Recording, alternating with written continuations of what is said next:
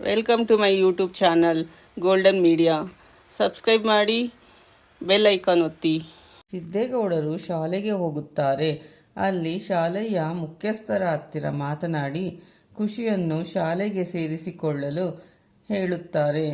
ಶಾಲೆಯ ಮುಖ್ಯಸ್ಥರು ಸಿದ್ದು ಈ ಮೊದಲು ಮಾಡಿದ್ದ ಉಪಕಾರವನ್ನು ನೆನೆದು ಖುಷಿಯನ್ನು ಶಾಲೆಗೆ ಸೇರಿಸಿಕೊಳ್ಳಲು ಒಪ್ಪುತ್ತಾರೆ. ಸಿದ್ದುರವರು ಖುಷಿಯನ್ನು ಉಚಿತವಾಗಿ ಶಾಲೆಗೆ ಸೇರಿಸಿಕೊಳ್ಳಿ, ನಾನು ಅದರ ಖರ್ಚು ವೆಚ್ಚವನ್ನು ನೋಡಿಕೊಳ್ಳುತ್ತೇನೆ ಎಂದು ಹೇಳಿದಾಗ ಶಾಲೆಯ ಮುಖ್ಯಸ್ಥರು ಅದಕ್ಕೆ ತಮ್ಮ ಒಪ್ಪಿಗೆಯನ್ನು ಸೂಚಿಸುತ್ತಾರೆ. ಶಾಲೆಯ ಮುಖ್ಯಸ್ಥರು ಲಕ್ಷ್ಮೀರವರಿಗೆ ಕರೆಯನ್ನು ಮಾಡಿ ಶಾಲೆಗೆ ಬರುವಂತೆ ತಿಳಿಸುತ್ತಾರೆ. ನಂತರ ಶ್ರೀನಿವಾಸ್ ಮತ್ತು ಲಕ್ಷ್ಮೀರವರು ಶಾಲೆಗೆ ಹೋಗಿ ಶಾಲೆಯ ಮುಖ್ಯಸ್ಥರನ್ನು ಭೇಟಿಯಾಗುತ್ತಾರೆ.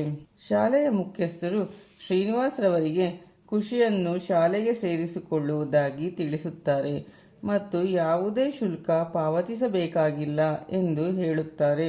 ಈ ವಿಷಯದಲ್ಲಿ ಗೌಡರು ಸಹಾಯ ಮಾಡಿರುವುದೆಂದು ಭಾವನಾಗೆ ತಿಳಿಯುತ್ತದೆ. ಶ್ರೀನಿವಾಸ್, ಲಕ್ಷ್ಮಿ, ಭಾವನಾ ಮತ್ತು ಖುಷಿ ಎಲ್ಲರೂ ಮನೆಗೆ ಹೋಗುತ್ತಾರೆ.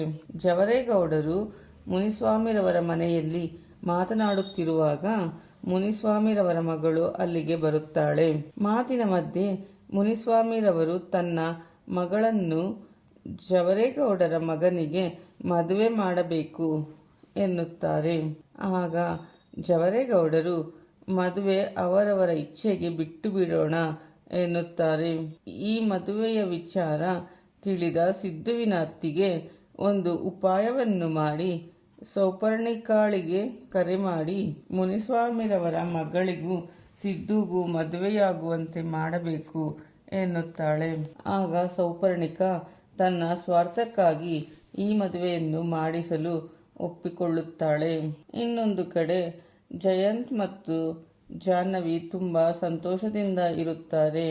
ಆಗ ಜಾಹ್ನವಿಯ ಸ್ನೇಹಿತೆ ಕರೆ ಮಾಡಿ ವಿನೋದ್ನ ಆಸ್ಪತ್ರೆಗೆ ಸೇರಿಸಿದ್ದಾರೆ, ಯಾರೋ ಚೆನ್ನಾಗಿ ಒಡೆದು ಹೋಗಿದ್ದಾರೆ ಎನ್ನುತ್ತಾಳೆ. ಆಗ ಜಾಹ್ನವಿ, ವಿನೋದ್ ಒಳ್ಳೆಯ ಹುಡುಗ, ಯಾರ ಹತ್ತಿರನೂ ಗಲಾಟೆ ಮಾಡಿಕೊಳ್ಳುವವನಲ್ಲ, ಯಾಕೆ ಹೀಗಾಯಿತು ಎನ್ನುತ್ತಾಳೆ. ನಂತರ ವಿನೋದ್ನ ಮನೆಗೆ ಹೋಗಿ ನೋಡಬೇಕು ಎಂದುಕೊಳ್ಳುತ್ತಾರೆ. ಈ ವಿಷಯವನ್ನು ಕೇಳಿಸಿಕೊಂಡ ಜಯಂತ್, ನಾನು ಮಾಡಿದ ಕೆಲಸ ಇಲ್ಲಿಯವರೆಗೂ ತಲುಪಿದೆ, ನಾಳೆ ಹೋಗಿ ಅವನನ್ನು ಒಂದು ಸಲ ನೋಡಿಕೊಂಡು ಬರಬೇಕು ಎಂದು ಮನಸ್ಸಿನಲ್ಲಿಯೇ ಅಂದುಕೊಳ್ಳುತ್ತಾರೆ.